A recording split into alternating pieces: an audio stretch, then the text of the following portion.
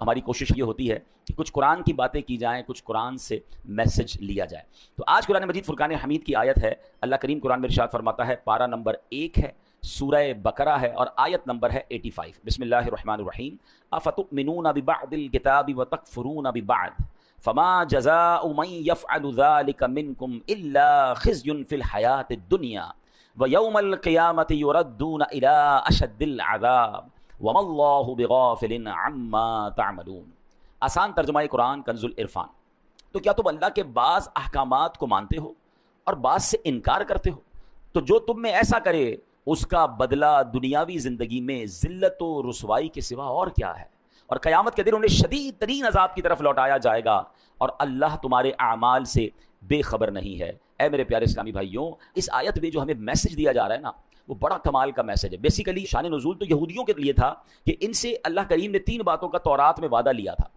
ایک دوسرے کو آپس میں قتل نہیں کرو گے، ایک دوسرے کو جلا وطن نہیں کرو گے، یعنی گھروں سے نہیں نکالو گے، تم میں سے کوئی شخص قید ہو جائے یا غلام بنا لیا جائے تو اسے خرید کر آزاد نہیں کرو گے۔ لیکن انہوں نے کیا کیا، 3 وعدوں میں سے 1-2 باتیں ماننا شروع کر دیں اور ایک اپنی مرضی سے قتل و غارت گری کرنے لگے۔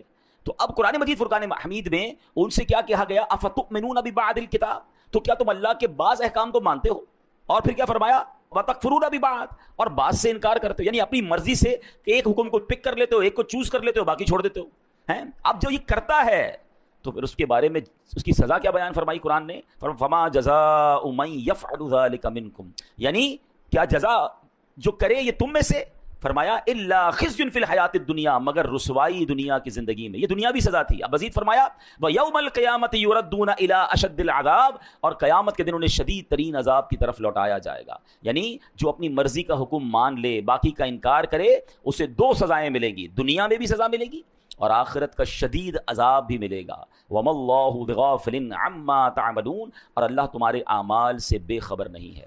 تو اے میرے پیارے اسلامی بھائیوں، یہاں ایک بڑا واضح قرآن کا میسج ہے۔ یقیناً یہ ان لوگوں سے فرمایا گیا، مگر یہ حکم ہم سب کے لیے بھی ہے کہ قرآن کے کچھ احکام، شریعت کے کچھ احکام مان لیے اور کچھ کو رد کر دیا ہے، کسی کا انکار کر دیا، فرمایا پھر اس کے لیے شدید ترین عذاب ہے، دنیا میں بھی اور آخرت میں بھی۔ اب اس واقعے میں ہمیں ایک اور بات یہ سننے کو مل رہی ہے کہ ظلم بھی حرام ہے اور ظلم پر مدد کرنا بھی حرام ہے۔ یہ اوس و خزرج اور یہ اس زمانے کے جو قبیلے تھے جو آپس میں لڑتے تھے اور ظالموں کی مدد کرتے تھے، ان پر یہ آیت جو نازل ہوئی، اس سے ہمیں کیا میسج ملا کہ ہمارے یہاں بھی ہمیں ظلم کی طرفداری نہیں کرنی ہے، ظلم کرنا بھی نہیں ہے اور ظالموں کا ساتھ بھی نہیں دینا ہے۔ اب ہمارے یہاں کس انداز سے طرفداری ہو رہی ہوتی ہے، اب ذرا میں کچھ مثالوں کے ذریعے سمجھاتا ہوں کہ ہمارے یہاں کچھ لوگ جان رہے ہوتے ہیں، میرا چچا ہے، میرا تایا ہے، چھوٹا بھائی ہے یا بڑا بھائی ہے، رشتہ دار ہے، پتہ ہے غلط کر رہا ہے، مگر چونکہ اپنا ہے اب اس کی طرفداری کر رہے ہوں گے۔ ٹھیک ہے، اگر خدا نہ خواستہ ہمارے بولنے کے سبب لڑائی جھگڑے ہو سکتے ہیں، خاندان کے حالات بگڑ سکتے ہیں، تو ہمیں خاموشی اختیار کرنی چاہیے، لیکن جھوٹ اور اس کی طرفداری نہیں کرنی چاہیے کہ یار میرا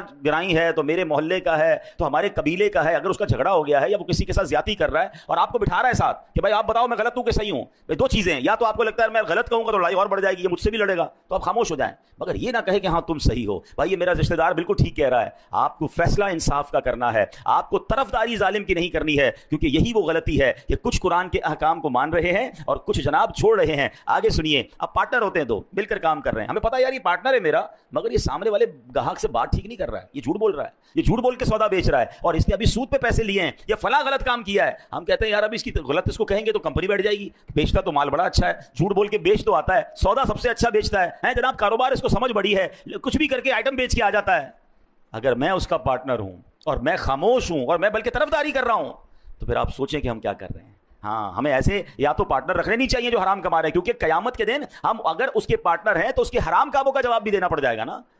بہت سارے شیئر کمپنی کے کاروبار کو جو علماء منع کرتے ہیں، اس کی ایک بڑی وجہ علماء یہ بیان کرتے ہیں کہ آپ جناب اس کمپنی میں ایک طرح سے پارٹنر بن جاتے ہیں، آپ کو کیا پتا اس کمپنی میں کیا کیا حرام ہو رہا ہے، اس کی بڑی تفصیل ہے۔ میں نہیں کہہ رہا سارا کام غلط یا سارا کام صحیح، آپ کسی صحیح عالم دین مفتی کے ساتھ بیٹھے تو صحیح، پارٹنر بننا آسان نہیں ہے کسی کا۔ اب اگر آپ کسی بھی چیز کے پارٹنر ہیں تو اس کے اچھے کے بھی پارٹنر ہیں، اس کے برے کے بھی پارٹنر بن گیا، تو یہ سوچنا ہوگا کہ کہیں میں غلط کام کی طرف تو نہیں جا رہا۔ اسی طرح لوگ معاذ اللہ آج کل کیا ہوتا ہے، کچہریوں میں جھوٹی گواہیاں دے رہے ہیں، اللہ اکبر، حالانکہ معلوم ہے کہ جھوٹی گواہی دے رہا ہوں، ظلم ہو رہا ہے، مگر کہیں ایسا نہ ہو کہ کسی مظلوم کے ساتھ برا ہو جائے اور کسی ظالم کا فائدہ ہو جائے، تو پھر دنیا اور آخرت کے شدید عذاب کے لیے تیار رہیے۔ ایک بات یاد رکھیے کہ آپ کی لکھت سے، آپ کے کالم سے، آپ کی صحافت کی آواز سے، یا اگر آپ وکیل ہیں تو آپ کیس لیتے وقت بھی یہ دیکھیں، وکیلوں کو پتا ہوتا ہے کہ میں جس کا کیس لے رہا ہوں یہ ظالم ہے یا مظلوم ہے، مگر اگر پیسے اچھے ملتے ہیں، اگر نام ہو رہا ہے، اگر شہرت ہو رہی ہے، تو کہتے ہیں یار ہمیں تو اپنے کیس سے مطلب ہے نا، تو کیا آپ قتل کرنے والے کو جو ہے وہ بے قصور ثابت کریں گے؟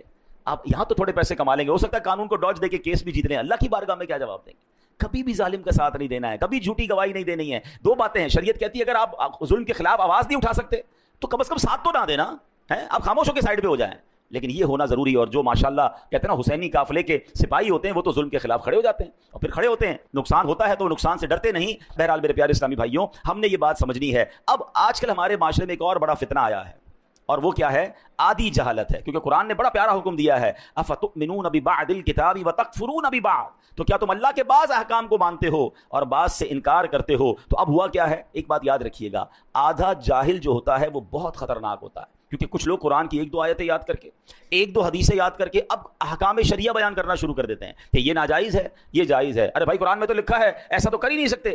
اب ہمارے بھولے بالے مسلمان، ہم نے بھی پورا قرآن نہیں پڑھا، ہم نے بھی علم دین حاصل نہیں کیا، اب کوئی سوشل میڈیا پر آ کر ایک قرآن کی آیت بتا کر سب کو گمراہ کر رہا ہے کہ جناب قرآن میں تو یہ حکم ہے۔ حالانکہ اگر قرآن کا حکم بیان کرنا ہے تو پورے قرآن کا مطالعہ کر کے بیان کرنا ہے۔ قرآن کی کچھ آیتوں میں ناسخ و منسوخ کے احکام ہیں، کچھ آیتیں پہلے نازل ہوئیں، کچھ بعد میں نازل ہوئیں، پہلا حکم ختم ہو گیا۔ اور جناب بعض اوقات حدیثوں میں بھی اس طرح ہوتا ہے، یہ علماء کا کام ہے کہ وہ تمام حدیثوں کا مطالعہ کر کے یا قرآن کریم کا پورا مطالعہ کر کے پھر ہمیں حکم بتاتے ہیں کہ اب حکم ہمارے لیے کیا ہے، ہم نے شریعت پر عمل کیسے کرنا ہے۔ عیسیٰ علیہ السلام کہیں تیز تیز قدم کے ساتھ جا رہے تھے، ایک شخص ملا، کہتا علی جان اتنے تیز تیز کہاں جا رہے ہیں؟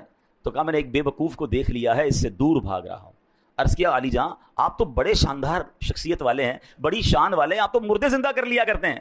آپ نے بڑا خوبصورت جملہ فرمایا مردے زندہ کرنا آسان ہے، بے وقوف کو سمجھانا انتہائی مشکل ہے۔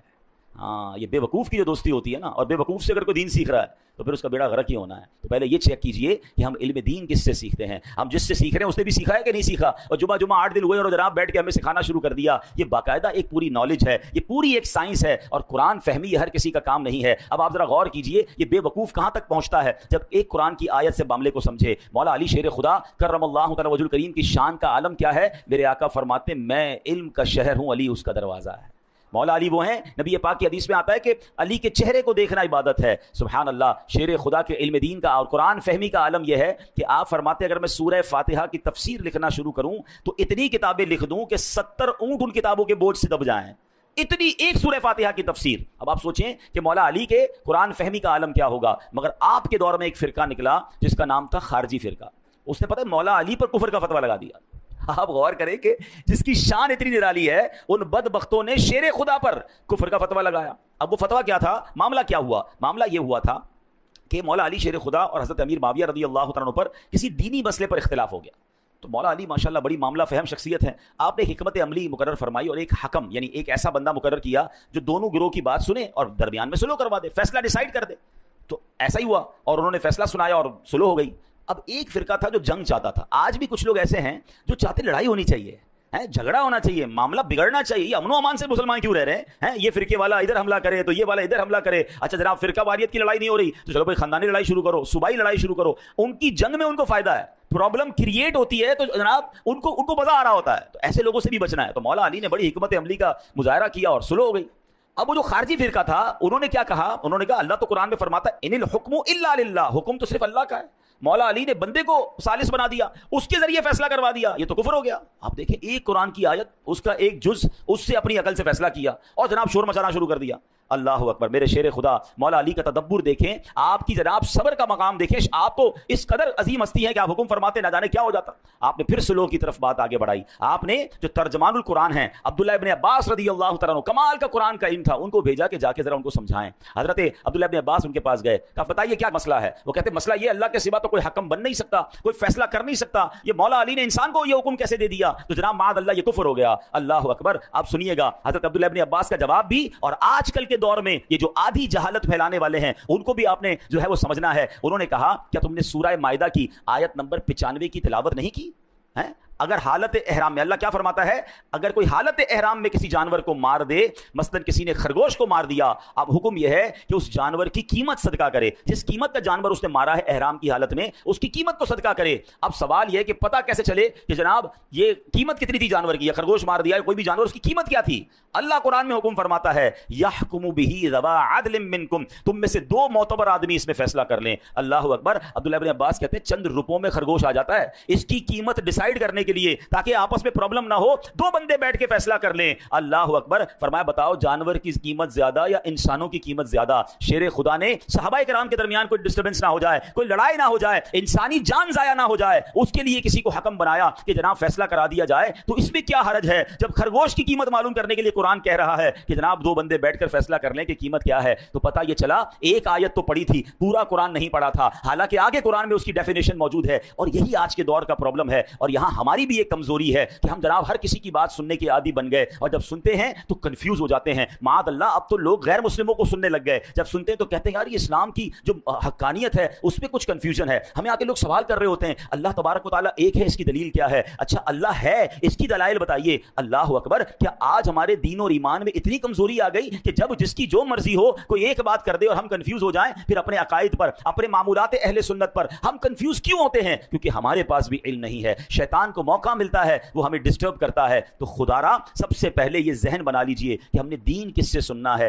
دین کس سے سیکھنا ہے۔ بڑے سمجھدار لوگ بیٹھے ہیں، میں اگر آپ سے سوال کروں کہ جناب آپ نے اپنا گھر بنانا ہے تو گھر کس سے بنائیں گے؟ تو آپ کہیں گے بلڈر سے بنائیں گے۔ تو میں کہوں یار آپ نے کپڑے بڑے اچھے پہنے، لگتا ہے درزی بھی بڑا اچھا ہے، اسی سے گھر بھی بنا لیجئے، کپڑے بڑے اچھے سیتا ہے، آپ کا گھر بھی اچھا بنا دے گا۔ آپ کہیں گے جناب درزی کا کام تو کپڑے سینا ہے۔ مولانا صاحب آپ کی لگتا ہے طبیعت ٹھیک نہیں ہے، درزی کپڑے سیتا ہے، بلڈر جو ہے وہ گھر بناتا ہے۔ اچھا جناب پھر اس کے بعد آپ کو جناب ڈاکٹر کی ضرورت پڑی، طبیعت خراب ہوئی، تو اب میں آپ کو کہوں کہ آپ ایسا کیجئے کہ آپ چپل بڑے اچھے سلوا کے لائے تھے، اسی بندے سے آپ اپنی دوائی بھی لے لیجئے۔ آپ کہیں گے لگتا ہے آج آپ نے دوائی نہیں پی ہے کہ جناب چپل سینے والا جو ہے وہ ہمیں دوائی کیسے دے گا؟ تو کمال ہے کہ دنیا کی ہر فیلڈ میں آپ اپنے لیے اس فیلڈ کا ایکسپرٹ تلاش کرتے ہیں، موچی سے جوتے سلواتے ہیں، درزی سے کپڑے سلواتے ہیں، ڈاکٹر سے دوائی لیتے ہیں، بلڈر سے گھر بناتے ہیں، ان کو آپس میں مکس اینڈ میچ نہیں کرتے۔ تو اب بتائیے نا دین کس سے سیکھنا چاہیے، شریعت کس سے معلوم کرنی چاہیے؟ کیا ہر اس شخص کو یہ حق حاصل ہے؟ میرا دین اتنا مظلوم ہے۔ اچھا اب ایک اور فینومینا لوگ لے کر آئے کہ جناب انٹرنیٹ پر تو ساری چیزیں موجود ہیں، اب تو اے آئی کا زمانہ ہے، سوال کیجئے جواب مل جاتا ہے۔ قرآن پاک پڑھنے کی اور جناب اس کی اتنی بڑی بڑی تفسیریں پڑھنے کی ضرورت کیا ہے؟ اور جناب پڑھنا بھی ہے تو کسی عالم کی ضرورت کیا ہے، کسی مفتی کی ضرورت کیا ہے، کسی ایکسپرٹ کی ضرورت کیا ہے؟ قرآن موجود ہے، تفسیریں موجود ہیں، ہم خود ہی مسئلہ نکال لیں گے، ہمیں علماء کی حاجت نہیں ہے۔ چلے تھوڑی دیر کے لیے آپ کی بات مان لیتے ہیں کہ جناب کتاب سے پراپر علم مل جاتا ہے، ٹھیک ہے،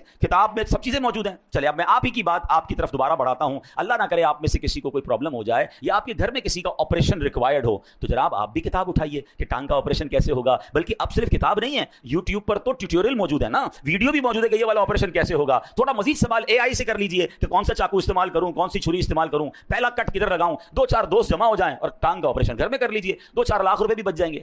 آپ کہیں گے یار کیا ہو گیا آپ کو؟ بھائی جان کا معاملہ ہے، کسی ایکسپرٹ سے کروانا پڑے گا، کتابوں میں ضرور لکھا ہے لیکن ٹانگ ضائع ہو جائے گی، دل کا آپریشن ہم نہیں کر سکتے، حالانکہ اس کا پورا طریقہ انٹرنیٹ پر موجود ہے۔ آپ کہیں نہیں، اس کے لیے برسوں کا ایکسپرٹ چاہیے، بلکہ آپریشن تو اس سے کروائیں گے جس کا آپریشن کرنے کا تجربہ بھی ہو اور اس کا آپریشن کامیاب بھی ہوتا ہو۔ 4 دوستوں سے بھی پوچھیں گے، 3 رائے لیں گے، ایک رائے پر بھی لوگ آپریشن نہیں کراتے۔ کرنا بھی یہ چاہیے کہ 3 طرف سے رائے لے کر پھر آپریشن کی طرف جانا چاہیے۔ آپ کہیں گے جان کا معاملہ ہے، جسم کا معاملہ ہے، باڈی خراب ہو سکتی ہے۔ سبحان اللہ، آپ نے میرا ہی جواب دے دیا حضرت۔ اب میرا سواب سن لیجئے، مجھے ایک بات بتا دیجئے، کسی کی ٹانگ زیادہ قیمتی ہے یا اس کا ایمان زیادہ قیمتی ہے؟